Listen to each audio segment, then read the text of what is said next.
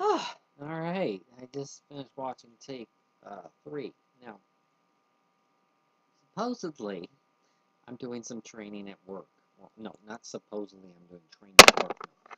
I'm doing training at work, but supposedly we were going to have a day where we got to get up in front of the class and talk a little bit about what we're into or what we're passionate about. Well, I wanted to talk about what I'm passionate about, and before I did my talk, I was going to preface it and say, hey, okay, so I'm going to talk about what I'm very passionate about. However, before I talk about what I'm passionate about, I want to preface it and say, look, okay, before I start talking, don't try to put me in a little box and say, oh, that's that person. That has nothing to do with me.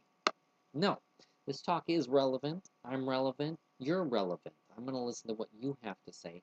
But my talk today is going to have some bearing on what you're passionate about.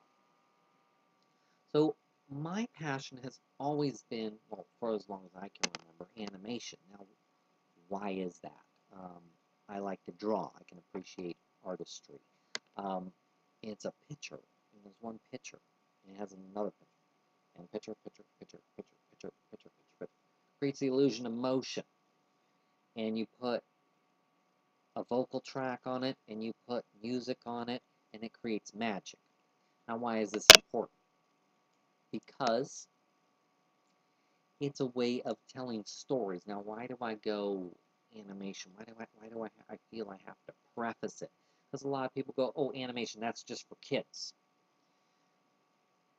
Well, some of the first animation that I saw was done by Japanese people, and they view animation differently. They view it as a medium to tell stories. It's not just for kids. So that would be as ridiculous as saying, "Oh, books are just for kids. Movies are just for kids." Really? Movies are for everyone. Now they're targeted sometimes at certain age groups or what have you, and they're just mediums for telling stories. Now, why am I so passionate about animation and comic books? Because I got into animation, and animation got me into comics, and comics brings me back to animation, and I go back and forth. Reason being is because that's our modern mythology. And why is mythology important? Mythology is the glue upon which a culture passes down information that's important to know. Our culture is only made up of stories. That's it. And experience. But experience is stories. So this is a way to tell stories. Now, I watched a lot of Japanese animation, so I know a little bit about Japanese culture, and I'd watch it in Japanese. Now, there are many ways in which this lecture can get off track and then just starts to not be relevant.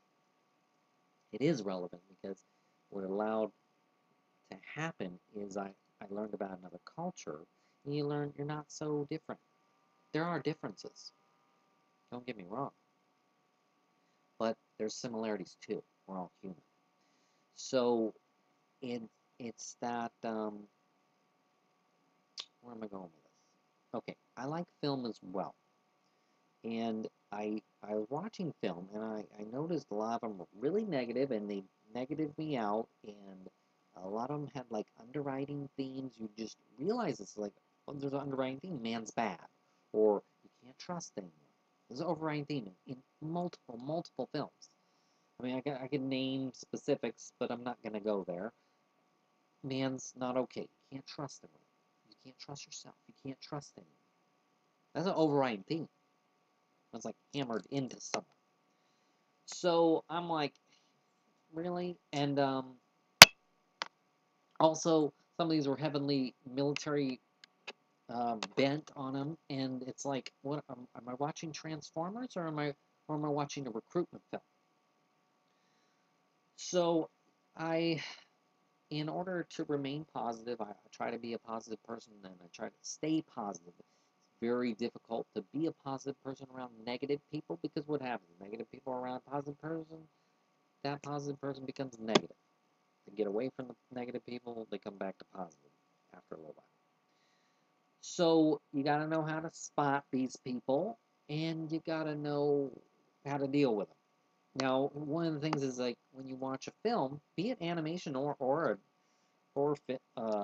regular film, you're entering someone's mind. You're entering the director's mind, and you don't know if this person's a psycho.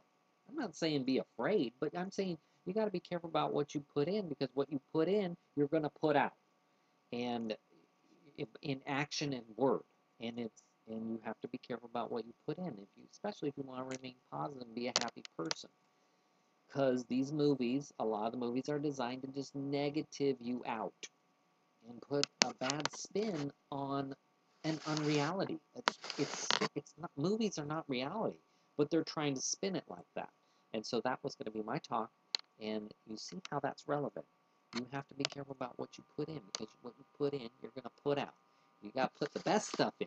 And I've always been I want to watch the best films. I don't want to watch the garbage. I want to see the best stuff. If I want to see the comedy, I want to see the best comedies.